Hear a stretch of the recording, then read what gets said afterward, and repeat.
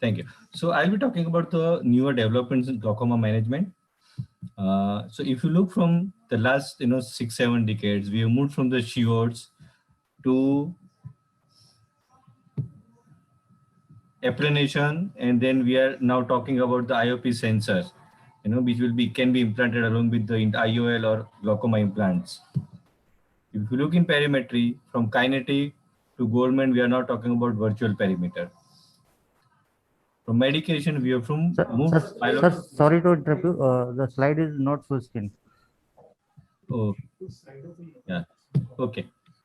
Sure. Okay, fine, sir. Fine, sir. Okay, fine. From drugs, we have moved from the pilocarpine to the newer molecules like Ropresa, Rocletan, Bizulta, matlab Nitasodil, latanoprost binoid, and combination of nitasodil and latanoprost. From surgery, having high risk, high complication rate, or very good, very minimal complication trabeculectomy to a vast numbers of MIGS and the newer iStent which would be available in India in coming year or two. So there are lots of research, lots of advances in happen in glaucoma. I'll be talking about newer advances in diagnosis, medical management, surgical management. I don't have much time, and I'll be talking a little bit about teleglaucoma because like COVID going pandemic going on, we cannot examine the patients.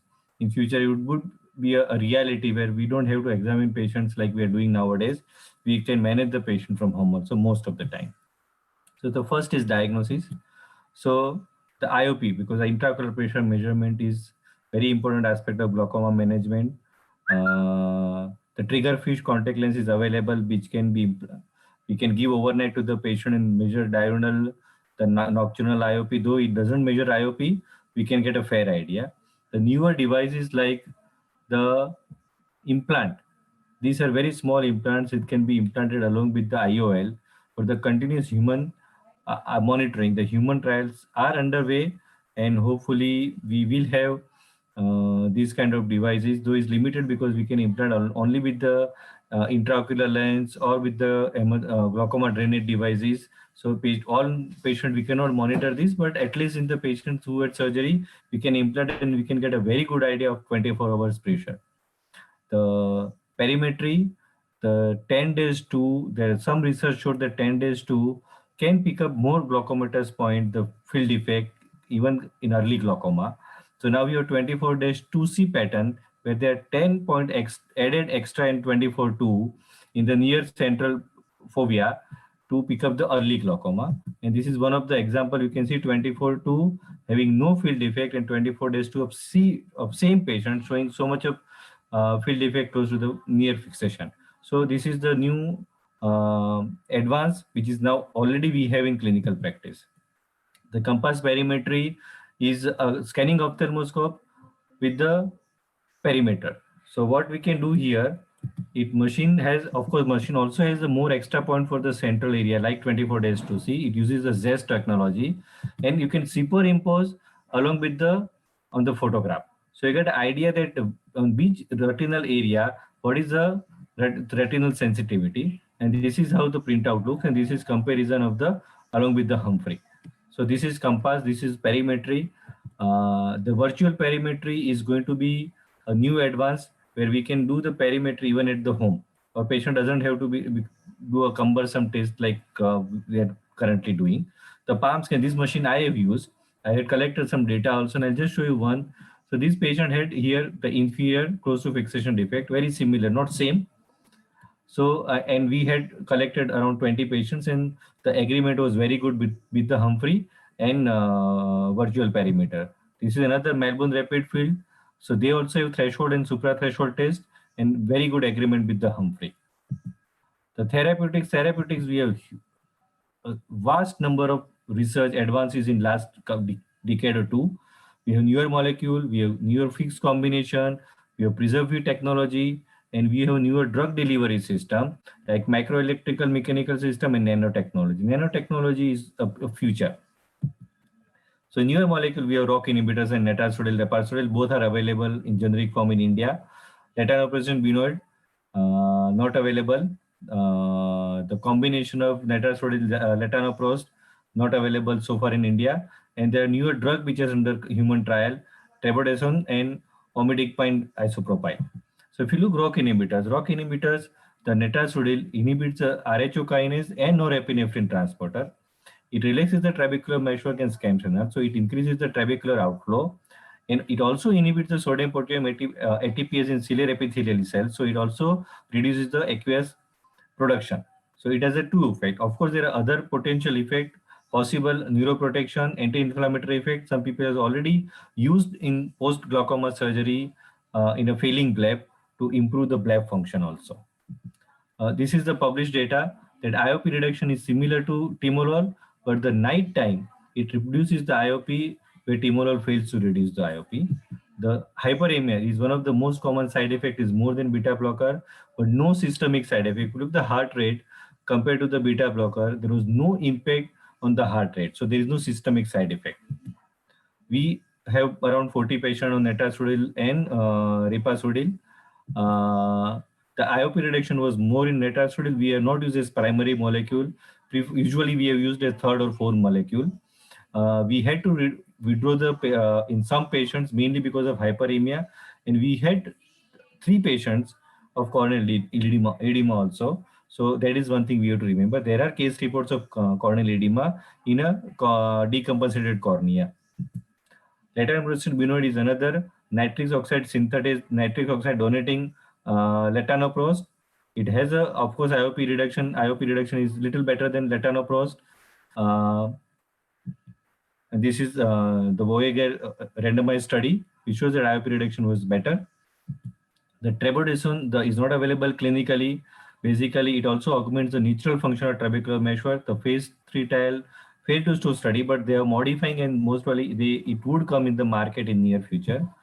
This is the selective EP2 receptor agonist. Again, the studies are going on. At this point in time, the first study shows that it was non-inferior to latanoprost. So IOP reduction was as good as latanoprost. The advantage is that it uses the trabecular outflow facility also. So it is little different than the prostaglandin analog which we are using. The fixed combination, like as I said, netasodil, latanoprost is not available. Hopefully some companies will catch the generic. Then lots of triple combinations are under research.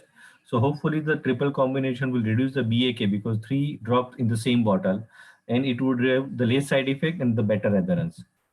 Then preservative-free unims, we have certain drugs unims, and the other is Novelia technology, which would from Indian perspective is a great thing because it's cheaper. We can give a bottle and it can last for a month, cheaper than the unims and no preservative. The other new thing, nanotechnology. The nanotechnology is the future. It's a convergence of science and engineering.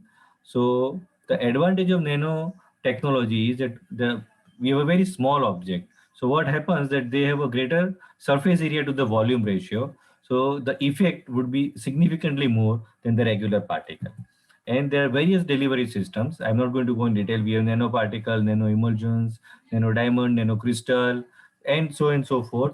As far as glaucoma is concerned, we have a various nano-drug delivery systems in the research. We have various devices also where the nano drug can be loaded in the implant and it can be inserted. We also have a IO monitoring, as I mentioned, IOP monitoring device in the beginning, that is a nanoparticle. We have gene therapy under research using nanotechnology. So lots of potential. The one is this drug loaded device. So this is the implant. You have a drug inside and you implant it. The other is the same. This is very small, and the clinical trials underway. The other is punctal plug delivery system. So it's a sustained release, and the travoprost and latanoprost drugs would be available. And the phase 3 trial showed that the IOP reduction was around 3 to 5.5 millimeter mercury in POAG patients. We need to see the retention because there is a risk of the exclusion also. The phase 2 clinical trial on latanoprost showed a 20% IOP reduction, and the retention rate was 90%, which is reasonably good. We'll have intracameral implant. The Durista bimetoprazole implant is already approved in US FDA. So you implant, the drug can remain for quite a few long time, and IOP reduction is approximately 30%. And advantage is no no local side effect because it is inside the eye. The travoprost implant also is under research, the iodose glucose, but this is a different device. This is like eye stent. So we implant in the trabecular meshwork, and the phase 2 study showed that IOP reduction was around 30-35% for 12 months. The bimetoprost ring, there are multiple size. The ring, the problem was that there is a high rate of exclusion. Now glaucoma surgery, there are various, we have we have modified the Penco techniques, has reduced the rate of complications. So trabeculectomy is gold standard, and there are lots and lots of MIGAs, which is under research. Eye stent would be available in USA. It's done quite commonly, but you must remember that most of the MIGAs is for open angle glaucoma, and importantly, they are for the mild to moderate disease. In India, where we see more of a moderate, severe, advanced disease, the MIGS has no role. So we still have to go for the standard surgery, which is trabeculectomy. The last part, as I said, that during COVID, we realized that we cannot examine the patient routinely. So teleglaucoma was under research for a long time. Of course, it speeded up, the research speeded up, and there are lots of things would come in near future. So I mentioned IOP sensors. There would be a remote slit lamp app on the mobile. A patient can take the self-imaging and can be sent to the doctors. So this is one. The second, I did already talk about the palm and MRF.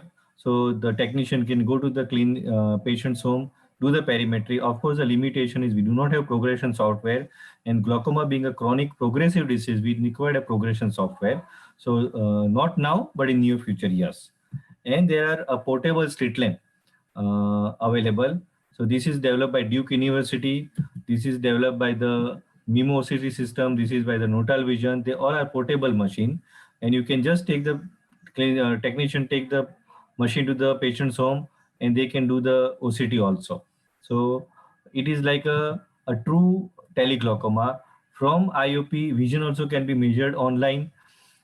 Everything can be done. IOP measured, perimetry can be done, OCT can be done. Of course, we need progression software. It is too early to say, but to conclude, there are newer options available. We have lots of new drugs, like we don't have all, but we have netazoxanide, ripasudil, which can be used not as a primary, but as a third, fourth line agent, especially in COVID time where we cannot operate all the patients, or any other situation where surgery is difficult. We can add those medications and medically manage the patients. The nanotechnology is going to be a future.